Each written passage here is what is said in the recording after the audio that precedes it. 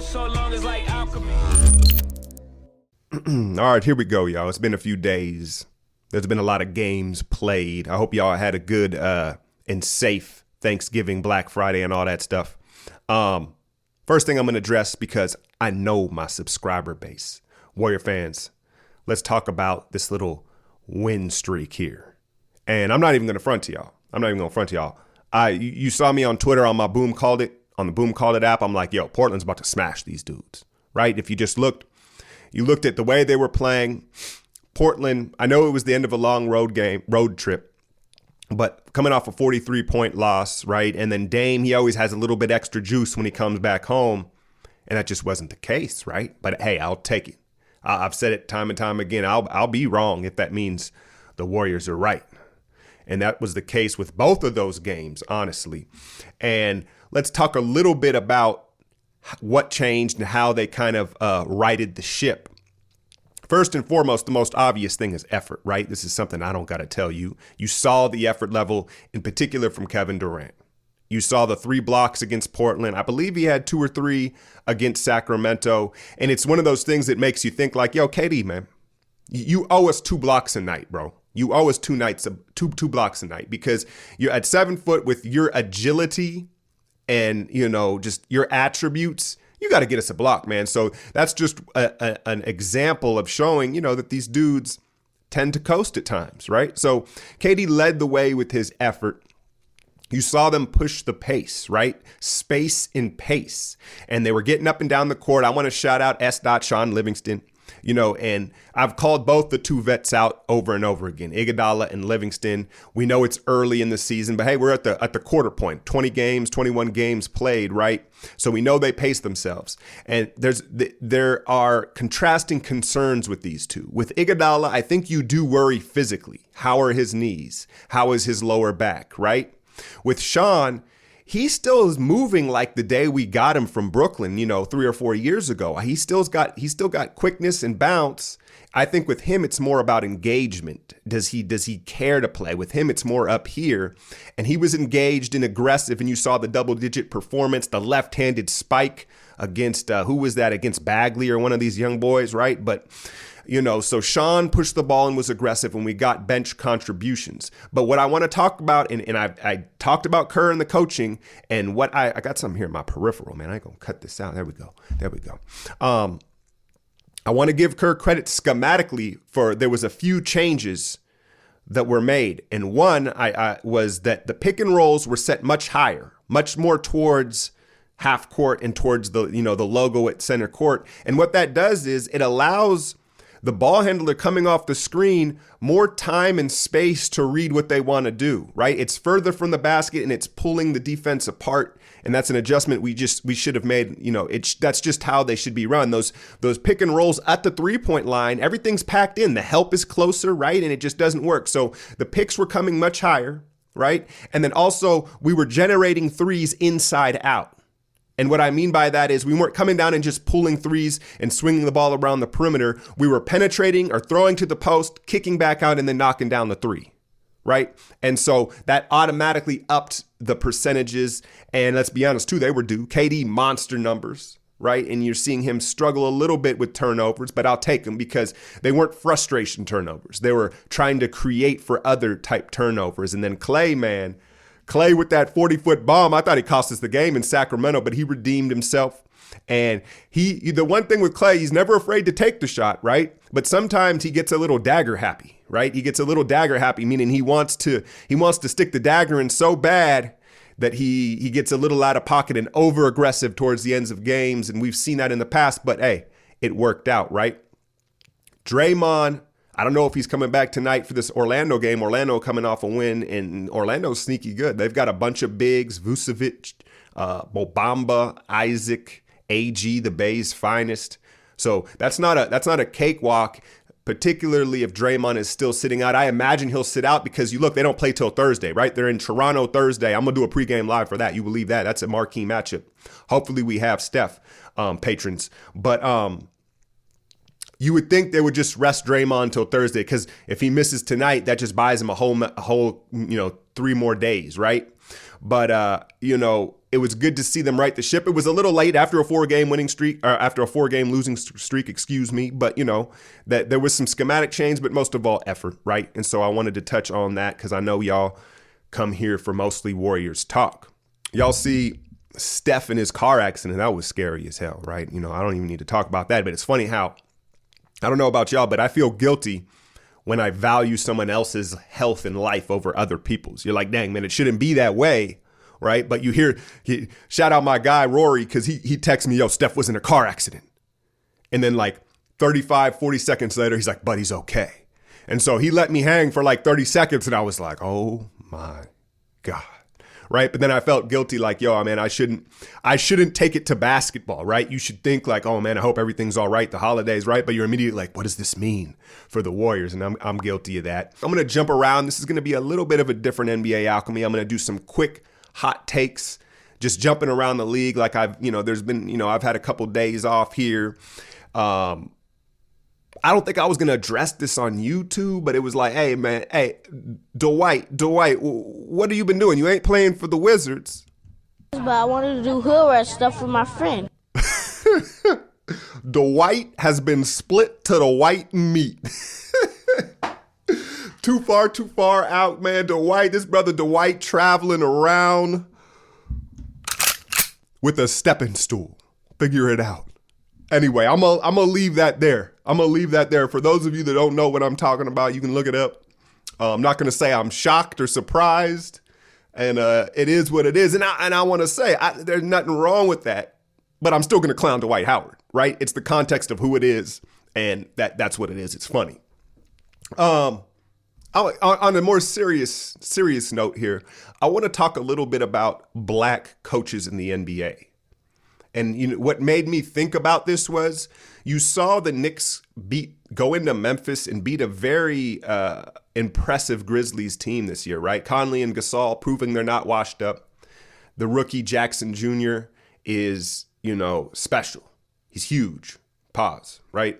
And so anyway, New York goes in there and gets the win. And you saw how emotional Fizdale was after the game, Tim Hardaway Jr. He was like choked up about it, and they got it for Fizz. And you can tell this young Knicks team loves Fizdale.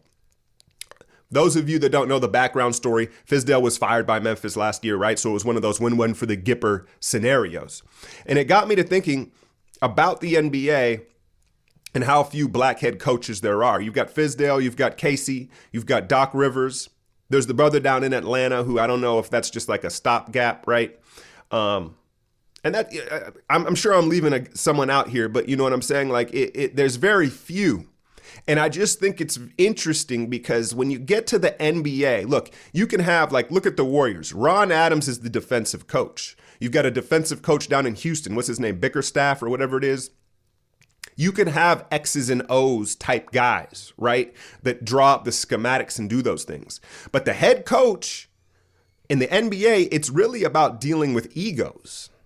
Okay, so it's dealing with young black men who are becoming men. I shouldn't even say men. Some of them are kids, right? The way they're coming into the league, 19, 20 years old. And you have to remember, some of their becoming an adult and being a man is a bit stunted because of the lifestyle they've lived, being a basketball phenom, right? They weren't really treated and had the normal course of life of a teenager.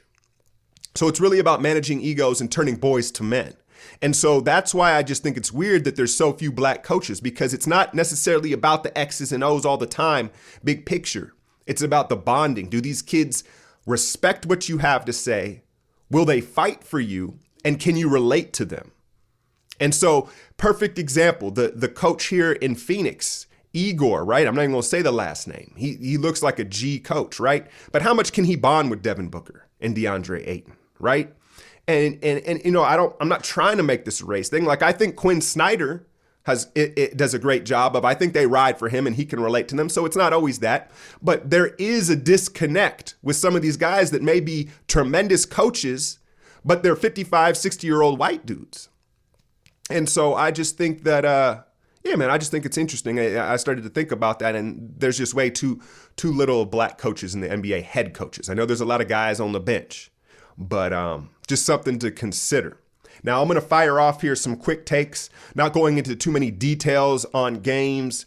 Was watching the Bucks in Denver, and they've met twice, and I'm just having my eye on the Bucks. Bucks fans, I see y'all, because it's just, they're, I think, one of the more interesting storylines and teams this season.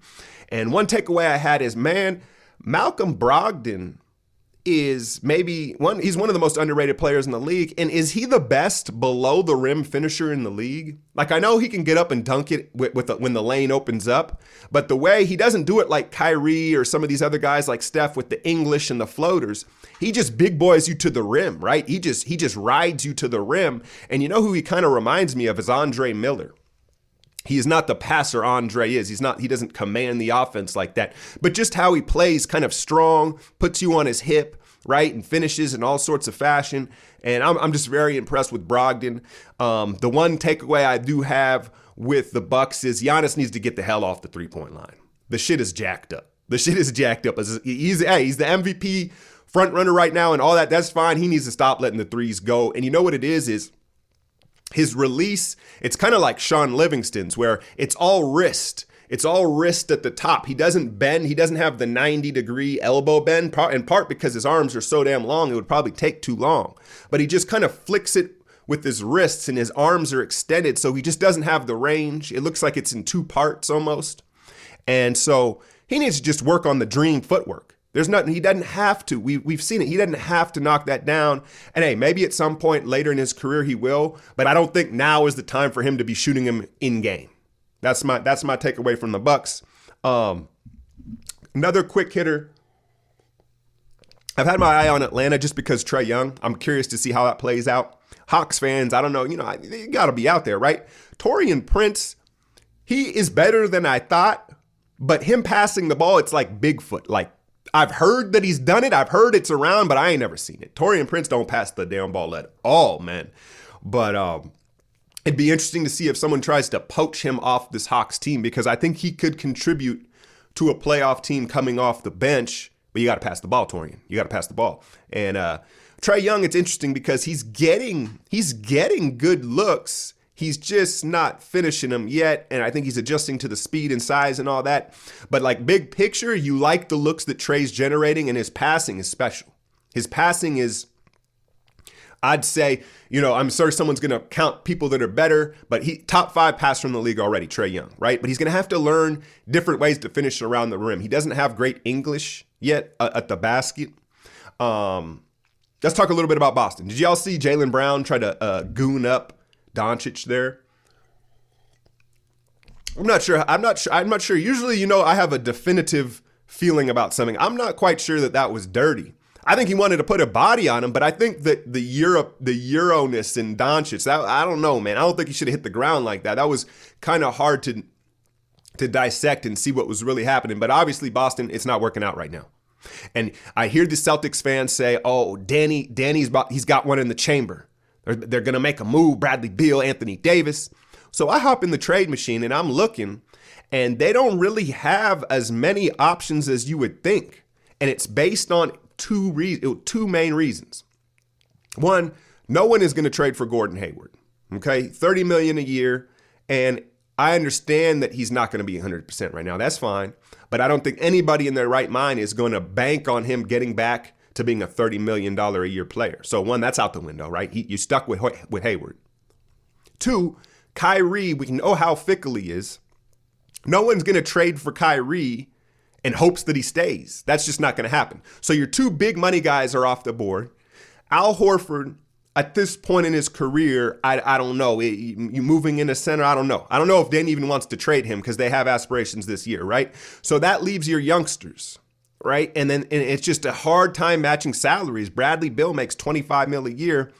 Obviously, you think Jaylen Brown's the odd man out. They're going to hold on to Tatum. You got a Marcus Smart contract. But if you just go into the trade machine, Celtic fans, and mess around with trades, it's not that easy. It's not that easy. I know you have draft picks, but it's because of Hayward and Kyrie are not really, you can't really add them to these big deals. I don't see how you do it. So I don't know what they do to fix this, but I expect something to happen. Some sort of shuffle up. So we'll see what happens with that. Last take for this quick hitter. I didn't watch all of this game, but Orlando caught the Lakers. LeBron with his ugly, ugly ass step back. LeBron, that step back, I know it drops, but you saw Jimmy with the game winner, and then you watch LeBron's aesthetically. His moves are just ugly, man. But anyway, Laker fans, tell me y'all didn't notice this. Who did he not pass the ball to wide open in the corner at the end of that game? He really made the wrong read. So I'm taking this and running with it, but you guys know LeBron always, his greatest strength is making the right pass, right? The right read accurate. And you saw him force the ball to KCP for that final three with Ingram wide open in the corner. And I say that to say this. We've heard grumblings. Ingram doesn't fit with LeBron. He didn't trust him to knock that down. That's point blank what it was. I'm not even going to get into the defense on the other end. But I think Ingram is going to be moved at some point here. You see the Lakers, they're up, they're down. But LeBron, if they don't mesh, right? And I go back to this Washington deal with Bradley Beal. What would it be? Now, they do actually have the pieces. I brought it up before. It would be Ball, Ingram, and KCP for Bradley Beal. Now, apparently Washington right now, the asking price is the kitchen sink. So I don't know if that gets the deal done, a draft pick or what. Laker fans, I've already asked you, do you make that happen? But it just looks like Ingram, because Ingram needs the ball a little more. He ain't a go sit in the corner type of dude, right? That's an interesting deal. I got one more trade for y'all though. And this one would be very interesting. Lonzo Ball and Brandon Ingram for Kemba Walker. Now, Kemba doesn't get a lot of spotlight down there, but the boy is cold, right? And he's dropping 40, 50, 60. Dominant.